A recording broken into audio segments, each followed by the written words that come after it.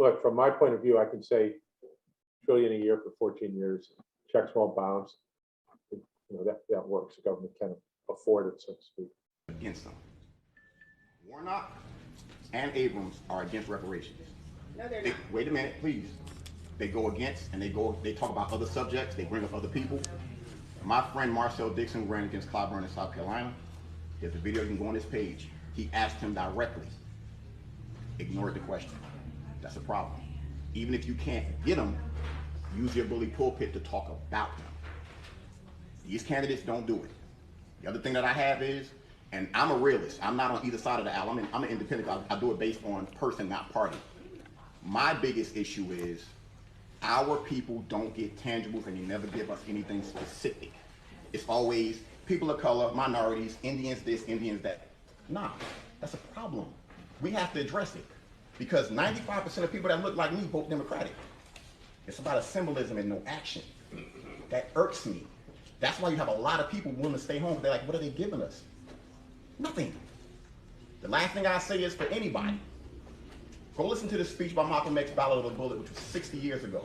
It still applies today. That's also a problem, showing there ain't been no change in 60 years, except on the surface area. There's no action, it's just symbolism. What was your name again, brother? Jerome Alpha Quan Fish. Everybody just call me Fool. Hey, we appreciate your question. Ingrid, I think you wanted to chime in on that. Yeah, let me chime in because I love Jerome. I love his passion for what he wants to do. But as the chair of the party, I'm going to say this about. Right there. As the chair of the party, I'm going to say this about the reparations and our candidates. Reparations is not a political issue. You know what it is? It's a tax issue. It's a tax issue. All you got to do is have people to change the tax law. Now, let me ask you this, and let me make this statement. Who's a tax attorney? Stacey Abrams. Yeah. Exactly. Who has political know-how in the Senate and in the Congress to change tax laws? I'm almost at a loss for words. This right here shows why you need to make Stacey Abrams lose. This is horrible. I've said it. I've said this for a while going back.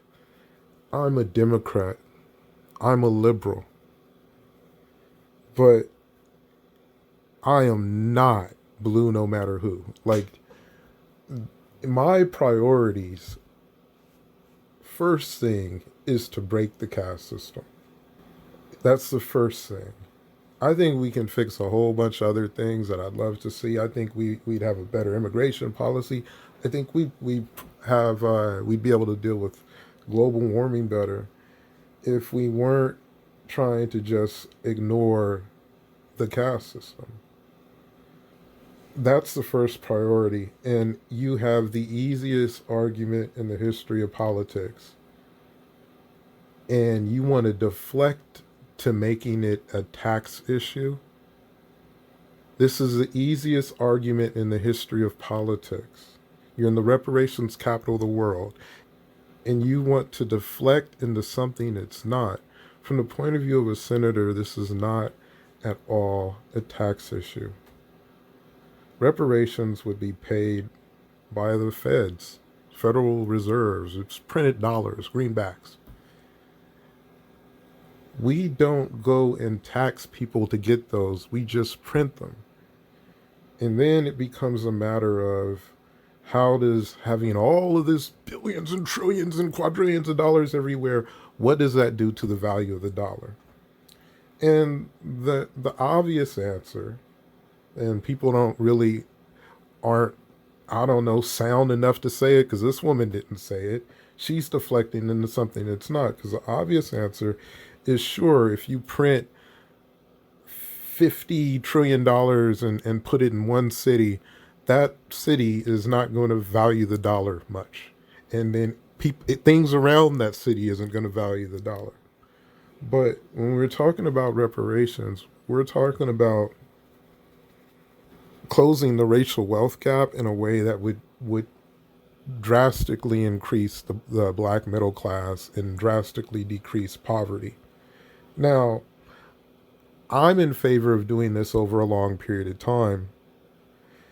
But even if you did this suddenly, like on Be the Power, Warren Mosler and Thomas Kramer, Sandy Darity, great. Like if you watch any Be the Power video, watch this one. But Warren Mosler, like this dude's credited in Wikipedia up and down. He has a big Wikipedia page for being knowledgeable about how what I'm saying works, which is considered like the monetary system. Something that's that simple, but it's also associated with modern monetary theory because a lot of this is theoretical because you're forecasting what will happen if you do something like this. If you print up a whole bunch of money and put it here, if you put a whole print up, I'm not going to give too many examples, but that's it in as short as I need to be. Warren Mosler was asked by actual reparationists, and if you listen to Warren Mosler, he's more like, I think, one of those I don't want to say he's alt leftish because he's not. I don't want to associate with him with the craziness I see on the alt left. But he's definitely somebody who sees things more like, well, let's just make everybody, middle class. We can afford to do that instead of, okay, let's fix the debt for all of these things that we've done. Because like when you look at what's been done to African Americans, I want to include this. We don't really appreciate how bad neo-slavery was. I mean, because once slavery ended, they were just trying to figure out anything. It's like, yo, we got this internship. We're not going to pay you. A mentorship. And this started happening. Then you had convict leasing. Oh, tipping. Tipping kind of came about because of that. Like, we're not going to pay you, but if you smile and you show your teeth and you're a lady, they'll tip you. Or we will pay you, and it would be like ass payments. And those type of deals, bad sharecropping deals too, really just re-enslaved black people. It really just re-enslaved them because you didn't have choices. That's why I put it like that. And for people who were like in convict leasing or if you look up Devil's Punch Bowl enough until you get past all the firewalls and see what really went down, that was worse than slavery. And this lasted until the 40s, less than 100 years ago. And then while that's going on, you had redlining, and I don't think people really appreciate redlining because I don't. And I didn't know about a lot of these cities that were destroyed and towns that were destroyed. But the longer I live, the worse, the more I learn. And the more I learn about the ones that I know about already. And this is a gambit. Like, this isn't just a caste system. This is a caste system that was engineered by human rights violations. And then, like, when I talk about why we don't appreciate redlining marked areas for divestment, citing blackness. And this was local governments up and down the country, So there is that debt, and you can tell that this woman doesn't appreciate it. This representative, I'm to me, like, I'm wondering what at this hour, I always wonder, like, what type of reparations advocacy would I need to see? And this ain't it. What this is you get a men's group. Why you're separating gender, I don't know. The big thing that we share beyond anything is the caste system. Like, when you run the numbers, no group of people shares more with their gender in terms of history and lineage than African Americans, black men and black women. So on her website, she doesn't splice anybody up but black men and black women. That is splicing people up to pander. I talked about this in a Medium article. I'll link it in if anybody wants to read it. It's about what's happening with ADOS and Harvard. But damn, man. That's all this was. This was just campaign sloganery. And it deflected into something that it's not. Because what'll happen if like let me go back to why I even brought up Mosler. They pressed him and they asked him about reparations and would it cause inflation based on their model, and their model was it was faster money than what my model would be. So I'm more long money, and its effects. And if somebody who's got this much in terms of credentials, understanding how modern monetary works, if they're saying it's not going to increase inflation, then this is not a tax issue as most Americans know it. This is a political issue.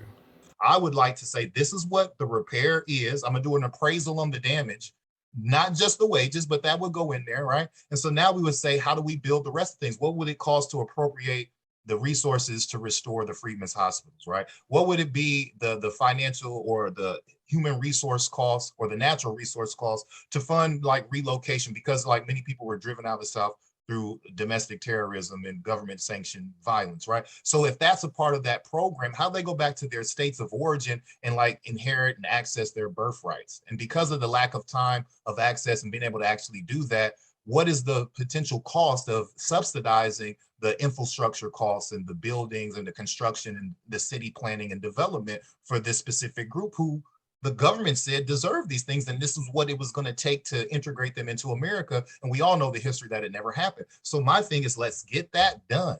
And so if we can come up with the exact policies and programs that we want to enact, combined with the initial capital investment into this specific group, now we can start constructing policy that's nationally digestible.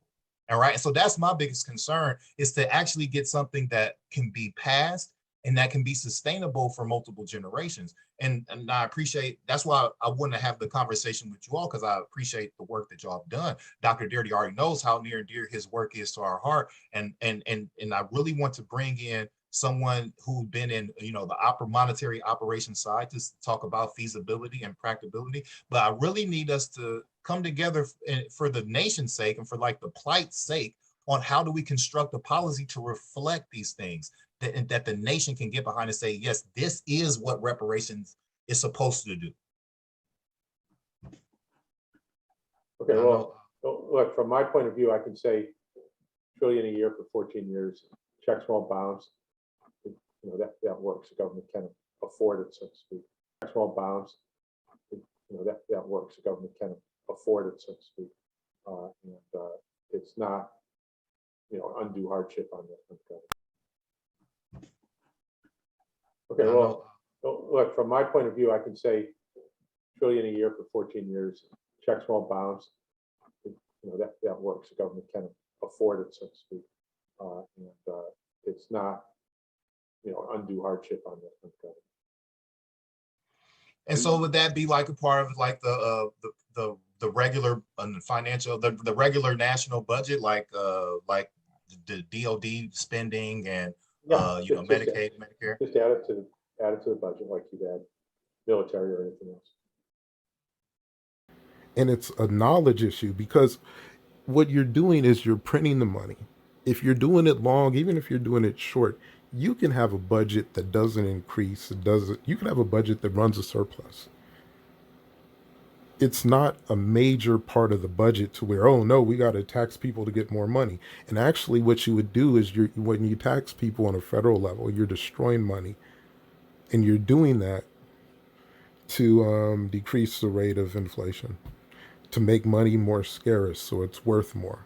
And that can cause recessions and other problems if you just deprive people money.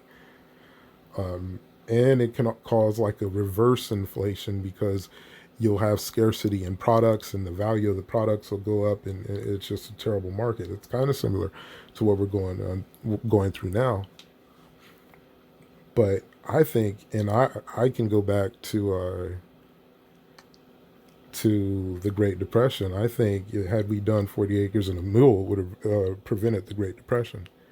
It would have diversified the market to the point where a whole bunch of people couldn't go belly up by making, like trying to milk the same investments, and then stuff gets saturated because you're doing the same thing. It's boring.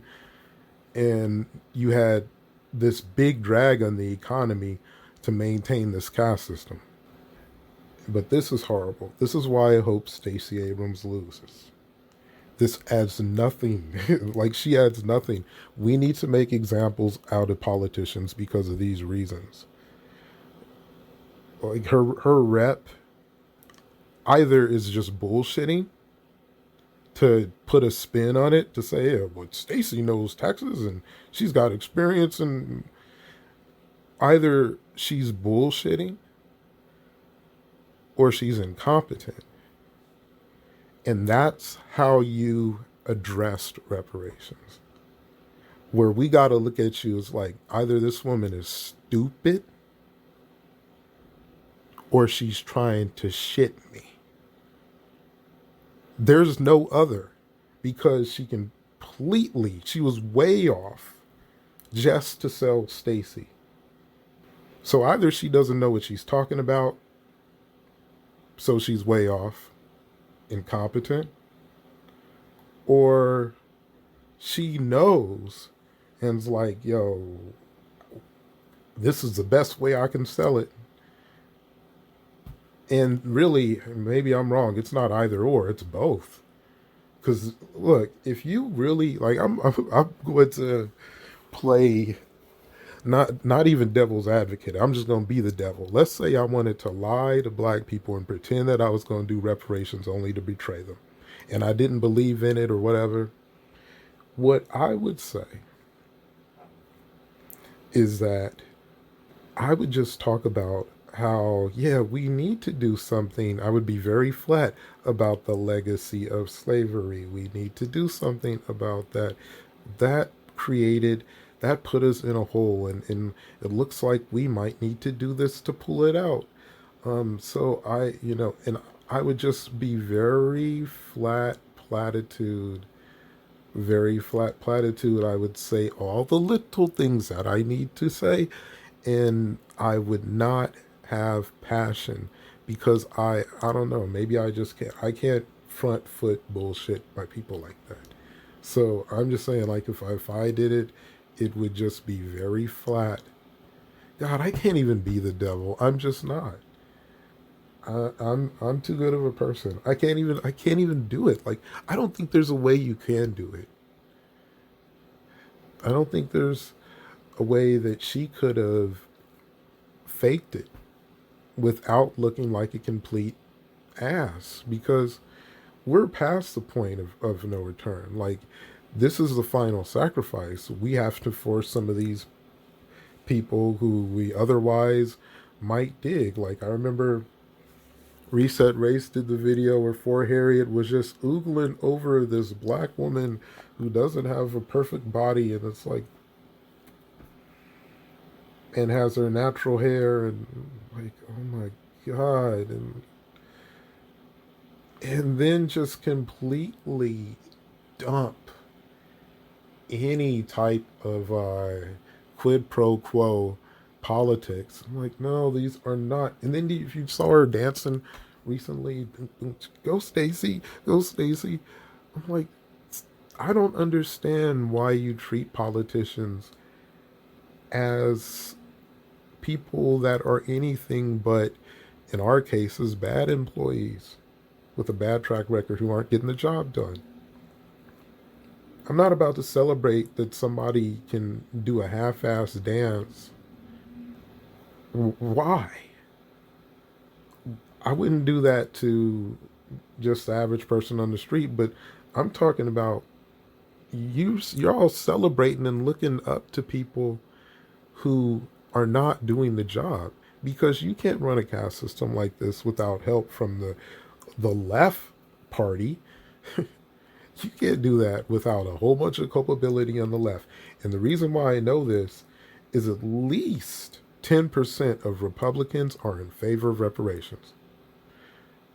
And I'm talking about Republican, people who say they're Republican in every poll I see. 10% are like Krauthammer. He's like, or Ann Coulter. Those are like the only Republicans I know. I know there's another one who wrote a paper a while back, said he traveled the country. I don't remember who it was, but he said he traveled the country And he's like, man, there's hardly any good black neighborhoods. And this country has a history of screwing over black people. Maybe we should consider reparations. That's 10%. And I think if you give them a big, it should be reparations for all of this. And I think if you really sell it to them, you can knock it up to 15 at least. So I'm kind of just vibing right now and venting because this was so horrible. And I had to go into why. And I kind of went around, but I think I covered all of it. It's just, this is a political issue. It's not a tax issue because you don't have to change the budget. I mean, yeah, you have to change. Obviously, if you put 200 billion, some things will get shifted. But when you're already spending like 4 trillion before COVID a year, what's 200 billion? And that's about the cost. You know, that's like, we're talking like I said, it's not even a slice of the American pie. It's a bite. And we're like, I could take a bite that's bigger than a slice. I'm talking like, if you already sliced it up in eighths and you gave somebody like 1/8 and they took a bite, that's about the cost of reparations. So, an honest, let me give this specific foundational black American bite. Had to call us, I call us everything. Don't get bad, ADOS people. I love you. We gonna double sue Harvard after the organization wins. The lineage is gonna do a class action lawsuit. How about that? Man, I could go into detail about that, but that's another video. I just want to do a response to this nonsense, yo, and just to show you where I'm at. I've been gone a bit. I was gonna respond to Guy Lowry again. I always want to call him Guy. It's G. I kind of like Guy though. Guy, because that's that good butter, man. If you want some really down home butter, get the Guy. Yeah. If you want to whoop somebody's ass in style, put on a Guy. My dumb ass is playing football right now. I've gotten in shape, man. I've gotten in half shape, man. I still got tennis elbow. Oh man, tennis elbow is a bitch. That just don't go away. All right, man.